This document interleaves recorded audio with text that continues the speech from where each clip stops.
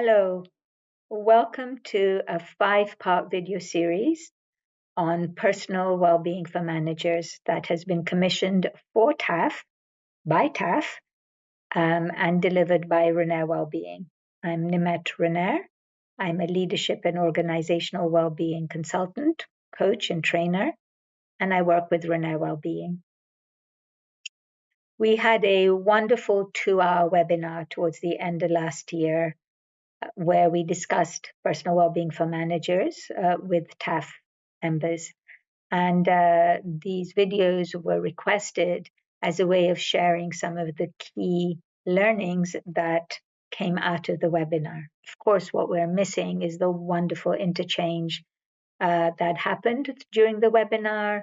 A lot of great experiences were shared by your colleagues, and a lot of wisdom was shared by your colleagues. But I hope that you will find these videos useful to you and helpful to you and get you thinking about wanting to know more or just reinforcing some of what you already know that you may want to spotlight again in your life. For this particular video, video number 1, we've titled it Making Choices. It's about the 4 main areas that are often now categorized under well-being areas to pay attention to. But it's around the choices that we make in how we enhance and integrate these practices or these choices that we make to improve the quality of our lives through these areas. Now, what are these areas? There are 4 main ones. One is sleep. The second one is physical activity. Third one is nutrition. And the fourth one is our mental and emotional well-being. And these were particularly spotlighted during COVID, where the awareness on people's overall well-being under the circumstances that COVID in a way created caused more concerns. But it's continued now into actually a way that we need to be paying attention, irrespective of what's happening in our environment, that we take charge and make choices on paying attention to our well-being. And as managers, being in a good state of well-being actually uplifts and impacts the quality of our own leadership and management and impacts positively our own team members, which may feel counterintuitive for some that, I can care about my team and I'll do what it takes. And we leave ourselves out sometimes of the equation of self-care or supporting ourselves.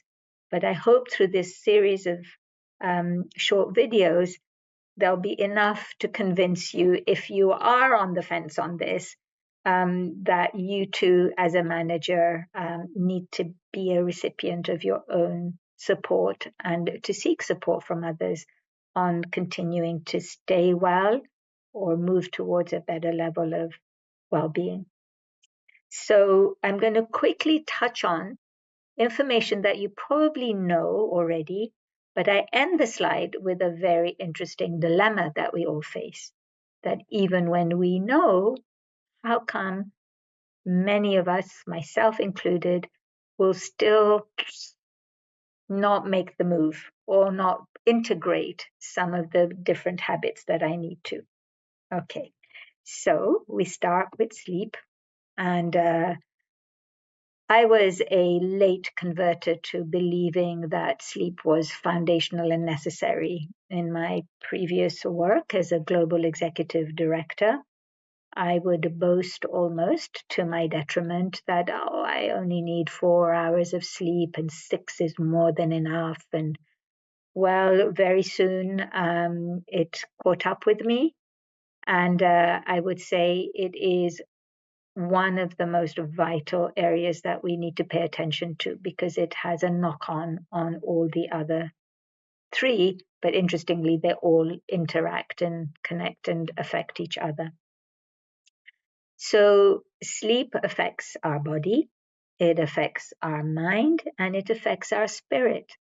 And it's the time where we get to refresh, to renew, It's almost like someone said it puts your brain through the washing machine so that to clear out, process, make sense of what's happened, as well as physically giving you time to rest and recoup. And there are some clear guidelines that we can consider, and advice that's been given by sleep experts that recommend a darkened room. The room needs to be a bit cool. Strong recommendation that we avoid scrolling and having our mobile devices with us just as we're falling asleep, or even an hour before would be great to put those tools down. Then there is this idea that we set alarm clocks to wake up, but how would it be if we set alarm clocks to go to sleep as well? So sleep is important, and I know that there are many who have young children. Maybe there are reasons that nights get interrupted, or it's not easy to get to bed and get the full quota of 7 to 8 hours or average of that. But being aware, we can start to think about how can you manage or find ways to give your body that rest and your brain that rest.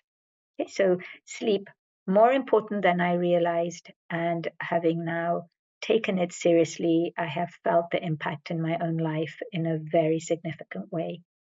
Now, the second one is very much at the heart of TaAF's work.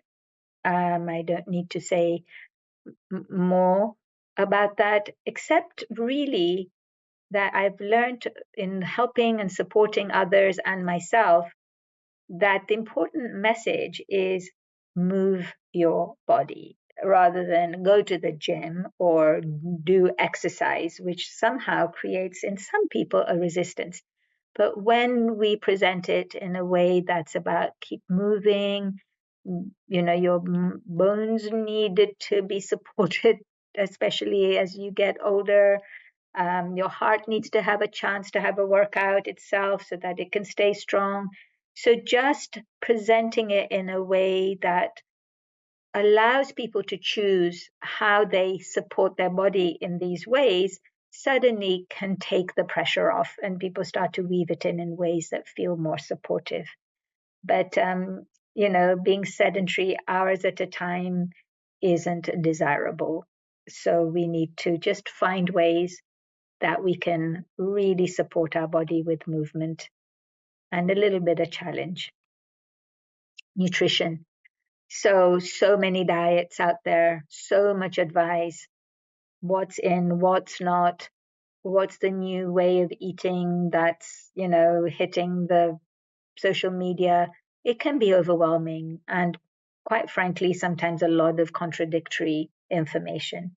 And especially around nutrition, it becomes a very personal response. But I would say that for me, it's not so much food as much as nourishment, and that I'm eating firstly to nourish my body so it can do what it needs to do. Now, of course, eating is very pleasurable. It can be a social, beautiful way to interact.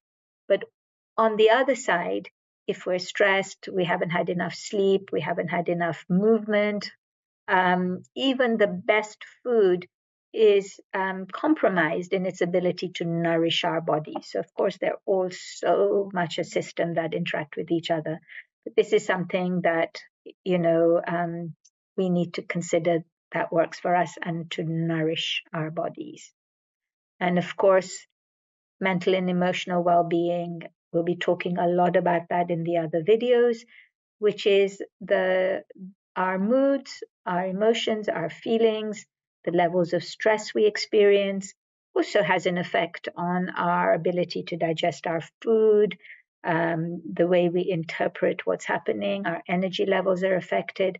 So even beginning to understand what's happening with my emotions and my thoughts, and do I have any agency around maybe managing that, is something that we are going to talk about in some of the other videos, because when you also know you have some choices on managing in a way that starts to feel better, then it lifts all the other three elements that we talk about. So even when we know I invited your colleagues to imagine themselves in their best state of well-being. And it's so important that we hold a sense of possibility. And that if we were telling our colleagues, or if I met you and you're saying, Nimet, I'm at my best level of well-being, I haven't felt so good in a long time, I would be curious to say, tell me what choices you're making around your sleep, around how you're eating, around what movement and activities are you doing, and how are you managing your inner world. Um, and what that kind of exploration allows is, one, it triggers a part in your brain, the right brain, where possibility and more courage in a way to try something out and try something new can be supported. So if you have a moment and you want to pause the video and think about you at your peak well-being state, and what choices would you make if that was true for you, and may it be true for you, then it actually begins to open up. Oh, there's lots of different ways I could do it that feel right for me. That could be fun and creative and possible, right? We had a lot of fun on the webinar discussing this, and some people came up with some really fun ways of doing something that they originally felt was really heavy. So they came up with ideas and possibilities. Now, even when we are all geared up and wanting to go and committing to this, we have this other side of us, which is a voice in our head that says, yes, but I can't because tomorrow, not for me. Or it's fine for them, but that wouldn't work for me because. Does anybody recognize that part of them? Well, my side of that was very strong. It's still there, but I'm learning to, listen to it and then say, it's okay, I got it covered, we're still going to try. But here we are, where this is one of the areas where if we can begin to understand what's happening when we hear yes, but I can't because, or any variation on the theme, we begin to learn to manage it. And so in video 2, which I look forward to seeing you in, we will start looking at where does this come from? Why is it there? How can we work with it, knowing it has a good intention, and move forward with making good choices for our own well-being? So thank you for your attention, and I look forward to seeing you in video 2.